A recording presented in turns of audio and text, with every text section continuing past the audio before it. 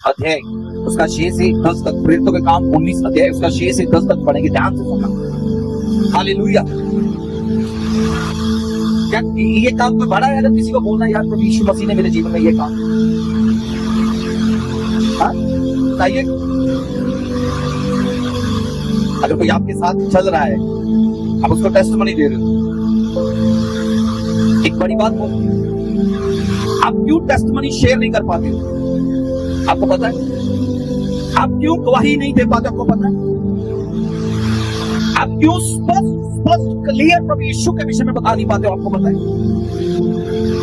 इसको पता? प्लीज कोई हाथ उठाओ। कारण आपकी टेस्टिमनी है। अगर आपकी टेस्टिमनी सॉलिड है, अगर आप गवाही में बने रह रहे हो, गवाही को जी रहे हो, तो आप फिर लोगों को गवाही बता पा रहे हो। आमीन। अगर आप गवाही तो है आपके जीवन में, मगर अभी आप उस गवाही की तरह जीवन नहीं जी रहे हो, तो कभी आप किसी को बता नहीं पाओगे, क्योंकि लोग आपको जानते हैं। हालेलुया। एक गालियां निकालने वाला व्यक्ति क्या बता सकता है कि यीशु मसीह के राज्य में गालें निकालने वाला व्यक्ति प्रवेश नहीं कर सकता? ये बताओ। एक पाप करने वाला व्यक्ति, एक गुनाह की जिंदगी जीने वाला व्यक्ति क्या कभी किसी को बता सकता है कि तू गुनाह से बाहर आ जा? एक चोरी करने वाला व्यक्ति क्या किसी को बता सकता है तू चोरी करना छोड़ दे? खुद चुगली करने वाला, निंदा करने वाला, लोगों को फटकारने वाला, लोगों को नीचा दिखाने वाला व्यक्ति क्या बता सकता है कि प्रभु के राज्य में आ सकता है? कभी नहीं, पॉसिबल ही नहीं है। आपको जीना पड़ेगा वचन के अकॉर्डिंग, तब आप लोगों को बता पाओगे। बिली ग्राम ने जिया, डी.एल. मूडी ने जिया, स्मिथ विगलस्वर्थ ने जिया है मेरे प्रियो। जब आप गवाही को जीना शुरू करते हो, तब भी आप गवाही को बांट पाओगे। आपकी टेस्टिमनियां खराब हो चुकी है, आप इसीलिए गवाही दे नहीं पा रहे। क्या किसी को आप बोल सकते हो कि आप आई एम क्रिश्चियन, मैं चर्च में जाने वाला व्यक्ति हूं? आपकी खुद के लाइफ के अंदर प्रार्थना नहीं है, खुद के जीवन में उपवास का जीवन नहीं है, वचन का जीवन नहीं, आप कैसे लोगों को डिसिप्लिन सिखा दोगे? खुद का डिसिप्लिन तो बिखरा पड़ा हुआ, कभी हो ही नहीं पाएगा।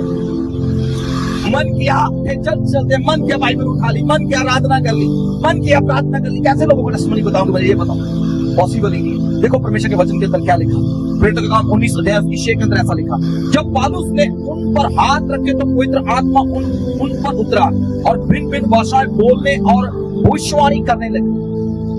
जब आप परमेश्वर की प्रेजेंस में, प्रभु का आत्मा आपके ऊपर उतरा मेरे प्रियो, आप आत्मा से भरे, आप अन्य भाषाओं से प्रार्थना करने लगे। प्रभु ने आपको नबूवत का आत्मा दिया, भविष्यवाणी का आत्मा दिया। क्या आपने अपनी टेस्टिमनी को बढ़ाकर रखा? क्या आपने अपनी गवाही को बनाकर रखा? हालेलुया। मेरे प्रियो, परमेश्वर आपके हार्ट को देखता है। हालेलुया। मैं आपको बता देना चाहता हूं, जो परमेश्वर के भवन को बनाता है, परमेश्वर उसकी जिंदगी को बनाता है। हालेलुया। जो परमेश्वर, you are the temple of God, मैं आपके शरीर की बात कर रहा हूं, जो इसको बनाता है। पौलुस कहता है मारता हूं, कूटता हूं, पीटता हूं, कंट्रोल में करता हूं इसको। हालेलुया। बुद्धिमान जो है, बाइबल कहती है, वो अपने विचारों को क्या करता है? कंट्रोल करता है। हालेलुया। मूर्ख के मन में जो आया वो ऐसे निकालता रहता है। मैं मूर्ख नहीं हूं, बोलो, प्रभु ने मुझे बुद्धिमान बनाया। हालेलुया। कितने लोग समझ रहे हैं? आज का वचन किसके लिए? क्या वचन सुनाओगे लोग? आपके लिए चैलेंज है। और ये बड़ी बात नहीं है, मैं आपको बताता हूँ, जब मैं आगे पढ़ूंगा ना, आप बोलो यार ये इतना साल तक काम कर रहे हैं। हालेलुया। देखो क्या लिखा हुआ, लिखा पवित्र आत्मा उनके ऊपर आया। जब पौलुस ने उनके ऊपर ले हैंड किया, वो पवित्र आत्मा से भर गए, अन्य भाषाएं बोलने लग गए। उसके बाद वो क्या करने लगे? प्रोफेसी करने लगे, भविष्यवाणी करने लगे। और आगे लिखा 8 आयत के अंदर, वह आराधनालय में जाकर 3 महीने तक निडर होकर बोलता रहा। पौलुस चर्च में जाकर, आराधनालयों में जाकर निडर होकर प्रचार करता रहा और परमेश्वर के राज्य के विषय में विवाद करता और समझाता रहा। विवाद करने का मतलब लड़ता नहीं, विवाद करने का मतलब उनको वचन से समझाता था। उनको पुस्तकों को लेकर उनको समझाता था। हालेलुया। और लिखा आगे 9 के अंदर, परंतु जब कुछ लोगों ने कठोर होकर उसकी ना मानी, वरना लोगों के सामने इस मार्ग को बुरा कहने लगे, तो उसने उनको छोड़ दिया और चेलों को अलग कर लिया और प्रतिदिन त्रुतस की पाठशाला में वाद विवाद किया करता था। 2 वर्ष तक यही होता रहा, यहाँ तक कि असैन्य के रहने वालों, यहाँ यहूदिया यूनानी सब के सब प्रभु का वचन सुन लिया। आमीन। लिखा, एशिया के लोगों ने प्रभु का वचन क्या कर लिया? हालेलुया।